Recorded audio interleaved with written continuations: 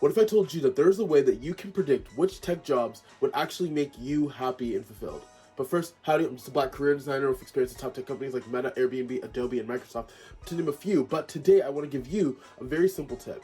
This tip is going to be about the 6 different types of working geniuses, and depending on what your personal preferences on working are, can tell you what kind of tech job you would best be suited for. All of the tech jobs I'm going to say all have the ability for you to be making 6 figures, all have the ability to be remote, and most importantly, I will tell you how to identify which one of these you will find happy when you're actually working. Oh, one more thing. You need to know that these are not set in stone. Anyone can have, normally people are about 2, sometimes 3 of these types of working geniuses. So normally you can pick between these different ones. And some of the roles will appear in 2 or more of the different kinds of working genius classes. So without further ado, here we go. The first type of working genius is a genius of wonder. These are people who normally care a lot more about why things are the way they are, and because they think about that, they like to think and wonder on various ways and aspects. So if you really like anime, like say you like Demon Slayer, all that animation style was extremely unnecessary, but it was incredible. It looked so beautiful and fluid because somebody said, what if we tried pushing the boundaries this way? Same for Into the Spider-Verse. People were wondering, what if we tried combining 2D and 3D animation? People who think about things like these are normally people who love to imagine when they're coming into work. So people who are normally happy in jobs like these include product managers and in addition business operations specialists. Those, as well as product specialists typically. Those are the people who normally get plenty of room to wonder about the nature of their industry, and they get plenty of resources to learn about the industry to inform their wondering even further. And I could go more into detail about this, but let's make sure we get to the next job, which is called the Geniuses of Innovation. Now, Geniuses of Innovation is probably one of the more glamorized versions of jobs in tech. I dare say it's probably the largest sector of it. If you think about it, a genius of innovation happens to be someone who can come up with new ideas to solve pre-existing problems. Now, if you think about it, a lot of people don't really enjoy solving problems. A lot of the time, if they can help it, they would rather just work with systems that they know are guaranteed to work over and over again.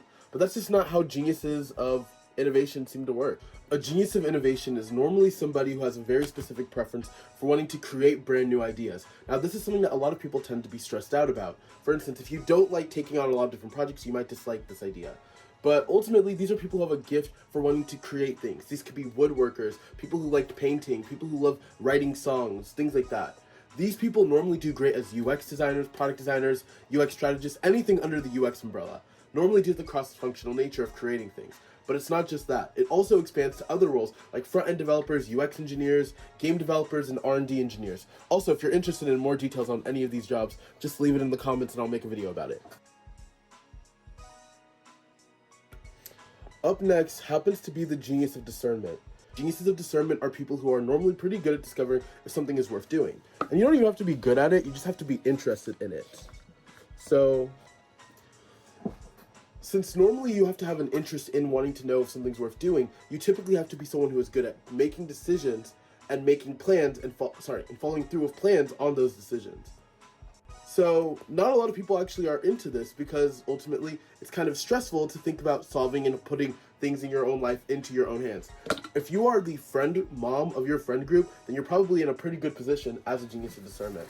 And the jobs that you probably would love to explore more are going to include things like project management. Notice how I didn't say product management. They are very different jobs, and they have very different interest sets. But they can sometimes be blurred as far as the entry-level version of them goes. But ultimately, project managers tend to be great geniuses of discernment normally. They enjoy the idea of evaluating the success of something. They don't mind if it takes more time or requires more iterations or different variants in order to make it work. In addition to variants, what about software engineers? They also they appear twice on this list, but they're also great geniuses of discernment overall in the long term, because ultimately you have to enjoy it's normally for people who are enjoying the idea of making and running tests in order to see something being valuable. But normally these engineers dislike being a founding engineer or a head engineer or a lead engineer. These are like the normal run-of-the-mill typical software engineers that are not senior. And speaking of not senior, enterprise engineers and security engineers are also really good points. Security engineers are people who focus more so on cybersecurity, and in addition to focusing on cybersecurity, they tend to have their own set of interests that they are down for evaluating, because cybersecurity can often involve a good amount of unit tests and evaluating how certain ideas and protocols can work in the long term. Due to all of these factors, it normally is great for cybersecurity people in specific. So now that we spent so much time on genius of discernment, because there just happen to be a lot of high-paying tech jobs in that field, let me know if you want to know more. Let's talk about genius of galvanizing. A genius of galvanizing is probably the opposite of genius of discernment in terms of opportunities, due to the nature of how they are people who are good at getting people excited about a project. And despite what some people may think or be told about being a PM, this is not your job. Therefore, PMs normally are terrible geniuses of galvanizing.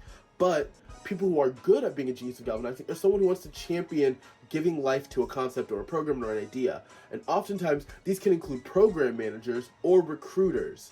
These are high-paying jobs in tech, and while they take a little longer to become super high-paying jobs, they do tend to be able to allow people to get chances to emphasize and learn and practice these skills on a regular basis.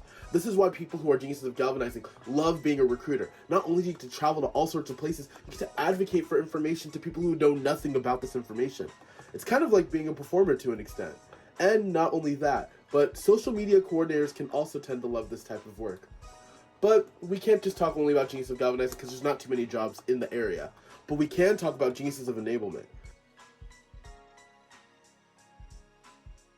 A genius of enablement is basically somebody who wants to clear their schedule to get things done instantly. And like, you would want to block out a whole day just to be productive and have meetings for the rest of the week on the things you did on that one day you blocked off. Now, these are people who love to execute, and these are people who normally are great back-end engineers versus front-end engineers. These are normally people who are great full-stack developers. And again, cybersecurity shows up once more. Because in cybersecurity, there's normally two types of jobs. There is the type of work that normally is more customer-focused, dealing with ways that customers can have certain kind of issues. But then there's also the internal side of cybersecurity, focusing on the issues that an internal company could have with their own system, like little dependencies that they could deal with on their own. Now, because of the nature of this, geniuses of enablement fall into the second category, as well as how geniuses of innovation can fall into the first category. So cybersecurity actually can have a lot of people be happy in it. And as you may expect, researchers or academia developers also seem to be great geniuses of enablement. They are very good at executing based on these concepts and ideas that they get, and not only that, but they also have a lot of long-term potential to stay happy due to the nature of how they're always on the cutting edge of programs and projects. And they're surrounded by other people who also have the same interests. These are reasons why being a genius of enablement would mean it would be perfect to be a back-end engineer, full-stack developer, cybersecurity like analyst or engineer, as well as a researcher and academia developer. And last but not least, the king of what people on TikTok seem to be promoting are the geniuses of tenacity. And by that, I mean these are people who are bullish about needing to build something. Like, are you a bulldog that's attached to the bumper? Or someone who wants to lead the change and make sure something is done from start to finish? And you might think that a project manager should do that, or a software engineer, or any of the jobs I just listed. All of them have to do things from start to finish. But no, people who genuinely enjoy getting something all the way to completion rather than handing it off to someone else normally fit into this last category. For instance, a UX designer normally does not develop their designs, they just design them and hand it to someone else. Or a developer normally hands over their code into like peer review. Like, this is someone who's going to go from start to end for the same given kind of task on a regular basis, and that would be a data analyst.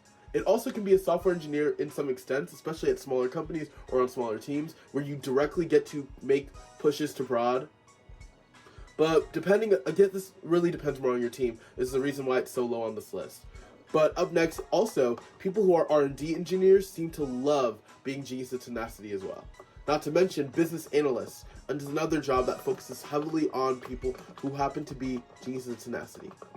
And yep, that's the main set of this video.